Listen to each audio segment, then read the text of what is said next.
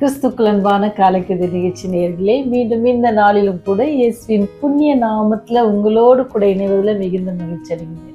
இந்த நாளிலும் நீங்கள் கைட்டு செய்கிற எல்லா காரியங்களிலும் தேவனுடைய கரம் உங்களை வழி நடத்த வாழ்த்து கூறுகிறேன். இன்னைக்கு நமக்கு வருகிற செய்தி எங்கிருந்து அப்படின்னு பார்த்தீங்கன்னு சொன்னால், ஆதியாகமம் 27ஆம் அதிகாரம் 26வது வசனம். நீர் எனக்கு ஒரு ஆசீர்வாதத்தையும் ஆகிலும் வைத்து வைக்கவில்லையா என்றான். இந்த கதை இந்த வசனம் சொன்னபோது கிறிஸ்தவ பிள்ளைகளுக்கு அநேகமாக கண்டுபிடிச்சிருப்பீங்க இன்னைக்கு யாரை பற்றி பேச போகிறேன் அப்படின்னு சொல்லி. இது யாருடைய குரல் அப்படின்னு சொன்னால், ஏசாவின் குரல். ஏசா அப்படின்னு சொன்னால் அவருடைய தம்பி நமக்கு கண்டிப்பாக சகோதரன் நமக்கு ஞாபகம் வரும், யாக்கோபு. அப்போது என்ன நடக்குதுன்னு சொன்னால், வேத புத்தகத்தில் நம்ம அநேக சரித்திரங்களை நம்ம பார்க்க முடியும். அநேக சரித்திரங்கள் என்ன செய்யணும், மிகவும் கவர்ந்து இழுக்கக்கூடிய சரித்திரமாக இருக்கும். அதில் கண்டிப்பாக யாக்கோபுடைய சரித்திரமும் நமக்கு ரொம்ப ரொம்ப ரொம்ப என்ன செய்யணும், அப்படி அன்றாட வாழ்க்கையில் அல்லது நம்ம குடும்பங்களில் நடக்கிற ஒரு காரியத்தை போல தான் அங்கேயும் இருக்கும். என்னன்னு சொன்னால், சகோதரர்கள் இருக்கிறாங்க. ஆனால் சகோதரர்களில் யார், யாக்கோபு அப்படின்னு சொன்னாவே ஏமாற்றுக்காரன் அப்படின்னு சொல்லி அதற்கு அர்த்தம்லாம் சொல்கிறோம். ஆனாலும் கூட அவன் ஏன் ஏமாற்றும் பொழுது நம்ம எப்படி இருக்கணுமா, ஜாக்கிரதையாக இருக்கணும்னு சொல்லியிருக்கிறாங்க. ஏன் அவன் ஏமாற்றான்? இங்கே நீங்கள் பார்த்தீங்கன்னு சொன்னால், யாக்கோபு பேரை ஆண்டவர் மாற்றுறாருங்க. எப்படி மாற்றுறாரு? இஸ்ரவேல்னு சொல்லி அதை மாற்றி அவனுடைய வாழ்க்கையில் தேவன் எப்படி நன்மையாக இருக்கிறார் அப்படின்னு தான் நம்ம பார்க்க முடியும். அவர் என்ன சொல்கிறாருன்னு சொன்னால், இதில் என்ன ஏமாறுறதுக்கு யாருடைய காரணம் அப்படின்னு பார்த்தீங்கன்னு சொன்னால், அவருடைய சகோதரன் ஏசா தான். ஏன்னு சொன்னால், அவனுக்கு இருக்கிற அந்த சேஷ்ட புத்திர பாகத்தை அவன் ரொம்ப அலட்சியமாக எண்ணினான். அது அலட்சியமாக எண்ணதுனால தான் என்ன செய்கிறான், ஒரு கோப்பை கூழுக்காக என்ன செய்கிறான், அதை விற்று போடுகிறான். அது நம்ம எவ்வளோ ஒரு அலட்சியமாக இருந்திருக்கிறோம் அப்படின்றது கூட அவனுக்கு தெரியலை. அதனால தான் பவுல் அப்போஸ்தலன் என்ன சொல்கிறாரு பார்த்தீங்கன்னா, எபிரேயர் 12:16 இவ்வாறாக வசனம் சொல்லு, ஒருவேளை போஜனத்துக்காக தன் சேஷ்ட புத்திர பாகத்தை விற்று போட்ட ஏசாவை போல சீர்கெட்டவனாக இராதபடிக்கு எச்சரிக்கையாயிருங்கள் அப்படின்னு சொல்லி நமக்கு சொல்லப்படுது. ஏன்னு சொன்னால், சாத்தானின் வஞ்சகம் அப்படிதாங்க இருக்கும். நம்ம எது பிடிக்குதோ அந்த நேரத்தில் நம்ம பிடிச்சி ஏமாத்திடுவோம். அப்போ நம்ம எவ்வளோ கேர்ஃபுல்லாக இருக்கணும். நம்ம ஏசா மாதிரி இருக்கக்கூடாது. யாக்கோபு தவறு செய்தாலும் ஆண்டவரில் மன்னிப்பு கேட்டு காரியங்கள் அவனுடைய வாழ்க்கையில் ஆண்டவரோடு போராடி அவன் என்ன செய்தான், ஆசீர்வாதத்தை பெற்றுக்கொண்டான். நீங்கள் ஏசா பாருங்கள், அவனுடைய சேஷ்ட புத்திர பாகத்தை என்ன செஞ்சுட்டான், எழுந்துட்டான். எதனால? எச்சரிக்கையாக இல்லாதனால. நீங்கள் பார்த்தீங்கன்னு சொன்னால், ஒரு கதை எப்படி இருக்குதுன்னு வாசித்தேன். ஆர்த்தர் பெர்க்வின் என்பவர்னு சொன்னால், ஒரு ஐரோப்பியாவில் இருந்த ஒரு மனுஷன்.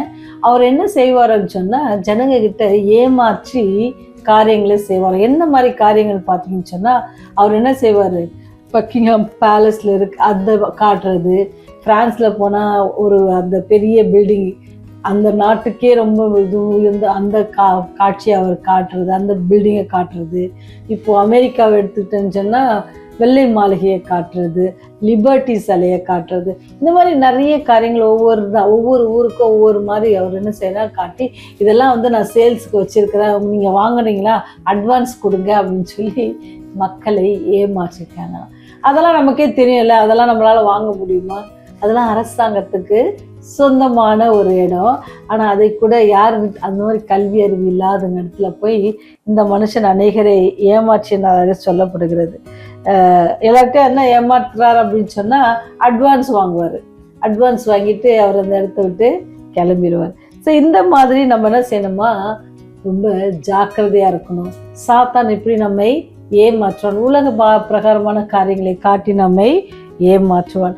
ஏன்னு சொன்னால், நம்ம வாழ்கிறது கடைசி காலத்தில் வாழ்கிறோம். இந்த கடைசி காலத்தில் வேத புத்தகத்தை வாசித்து ஆண்டவராகிய இயேசு கிறிஸ்துவின் 2வது வருகை குறித்து சரியான அறிவு நமக்கு இல்லை அப்படின்னு சொன்னால், அதை கூட என்ன செய்வானா, சாத்தான் மாற்றி போடுவான். அவர் வருவேன் தான் சொல்லுவார், ஆனால் வரமாட்டார். ஏன்னு சொன்னால், உங்கள் தாத்தா கூட இதை கேள்விப்பட்டிருப்பாங்களா, ஆண்டவர் வரான்னு உங்கள் தாத்தா உன்கிட்ட சொன்னாரா, உங்கள் கொள்ளு தாத்தா உங்கள்கிட்ட சொன்னாங்களா இதை?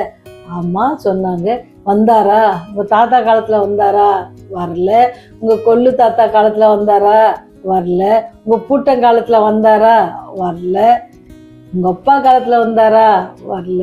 உன் காலத்துல வந்தாரா? வரல. உங்க பேரங்காலத்துல வருவாரா? அப்படின்னு சொல்லி ஒரு பெரிய கேள்வியை போடுவோம். அப்போ நம்ம எவ்வளோ எச்சரிக்கையா இருக்கணும். ஆண்டவர் என்ன சொல்லியிருக்கிறாரு? நான் போறேன், கலிலேயராகிய மனுஷரே, எப்படி உங்க கண்கள் முன்பாக நான் ஏறி போகிறேனோ அப்படி மீண்டும் வருவேன் அப்படின்ட்டு சொல்லிட்டு போயிருக்காங்க. அப்படி சொல்றாரு, உங்கள் இருதயம் கலங்க வேண்டாம், நான் என்ன செய்றேன், போறேன், நான் இருக்கிற இடத்துல வந்து உங்களை என்ன செய்வேன், அழைச்சிட்டு போவேன்னு சொல்லியிருக்கிறாங்க. இவ்வளோ சொல்லியிருக்கிற தேவன் பொய் சொல்லுவாங்களா? வாக்கு மாறுகிற தேவனா நம்முடைய தேவன் இல்லை. ஆனால் சாத்தான் நமக்கு இப்படிப்பட்டதான வஞ்சகத்தெல்லாம் நமக்கு கொடுப்பான். அப்போ நம்ம ரொம்ப ஜாக்கிரதை உள்ளவர்களாக இருக்கணும். நீர் எனக்கு ஒரு ஆசீர்வாதத்தையும் வைக்கவில்லையா அப்படின்னு சொல்லி ஏசா கேட்டது போல நாம ஆண்டவரத்துல கேட்டு இது பண்ணக்கூடாது. அதுக்கு முன்னதாக என்ன செய்யணுமா?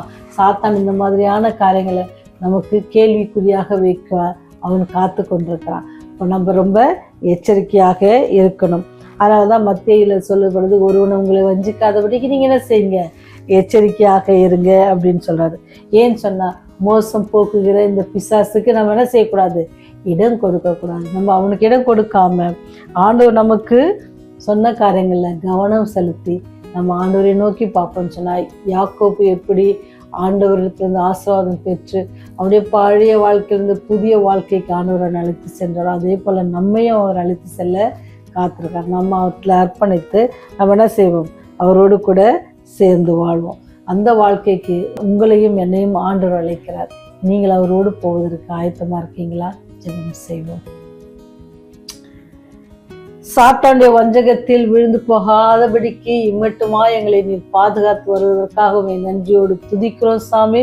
இன்னும் வருகிற நாட்களிலும் ஆண்டவரே, நாங்கள் உம்மை நம்பினவர்களாக, உம்மை கரம் பிடித்தவர்களாக, தொடர்ந்து நாங்கள் உங்களுடைய அன்பில் நிலைத்தவர்களாக ஜீவிக்க பலன் தாங்க சாமி. நிற்கிறேன் என்று சொல்லுகிறேன், விடாதபடிக்கு நாங்கள் எச்சரிக்கையாக இருக்க நீ எங்களுக்கு கிருபையை பாராட்டுங்க சுவாமி. சாத்தான் எவனை வஞ்சிக்கலாமோ எவனை விழுங்கலாமோ என்று சுற்றி திரிகிற இந்த காலத்துல, சிங்கம் போல கர்ச்சித்து சுற்றி திரிகிற இந்த காலகட்டங்களில் ஆண்டவர், நாங்கள் அவருடைய வலைக்கு சிக்காதபடிக்கு உங்களுடைய ரத்த கோட்டைக்குள்ள மறைச்சு கொள்ளுங்க. இந்த செய்தியை கேட்கிற ஒவ்வொரு குடும்பத்தையும் ஆசீர்வதிங்க. உடைய தேவைகளை சந்தித்தருளுங்க. சமாதானத்தை கட்டளை இடுங்க தகப்பனே. நல்ல சுகம் பலன் ஜீவனை கட்டளை இடுங்க. ஒருவேளை கடன் பிரச்சனைனால மனபாரத்தோடு கஷ்டத்தோடு இருக்கிறாங்க, இதெல்லாம் நாங்கள் எப்படி அடைக்க போகிறோம், இதெல்லாம் எங்களுக்கு எப்படி எங்களுடைய வாழ்க்கை இருக்க போதும் அப்படின்னு சொல்லி மனபாரத்தோடு யாராவது இருப்பாங்கன்னு சொன்னால், ஆண்டவரே நீருடைய மனபாரத்தெலாம் நீக்கி போடுங்க. நீர் எங்களுக்காக எல்லாவற்றையும் செய்ய வல்லவராக இருக்கு ஆண்டவரே. மனிதன் ஒரு கதவை அடைத்தா நீர் 7 கதவுகளை திறக்க வல்லவர் ஆண்டவரே. உமக்கு எதிராக எந்த காரியங்களும் பூட்ட முடியாது சுவாமி. ஆண்டவரே, நீர் எங்களுக்கு போதுமானவராக இருக்கிறீர். நீர் எல்லாவற்றையும் பார்த்து கொள்வீர் என்று சொல்லி அந்த விசுவாசத்தோடு ஆண்டவரே மனபாரத்தோடு செபிக்கிற பிள்ளைகளோடு நீ இடைப்பட்டு உடைய தேவைகளை சந்தித்தருளுங்க. குழந்தை பாக்கியத்துக்காக காத்திருக்க பிள்ளைகளுக்காக செபிக்கிறோம். குழந்தை பாக்கியத்தை நீர் தர வேண்டுமான பாத்துல கெஞ்சி நிற்கும் சுவாமி. தொடர்ந்து எங்களோடு கூட இடைப்படுங்க, பாதுகாத்து கொள்ளுங்க, வழிநடத்துங்க. இயேசு வழியாய் செபிக்கிறோம் ஜீவனுள்ள பரலோக தந்தையே, ஆமென்.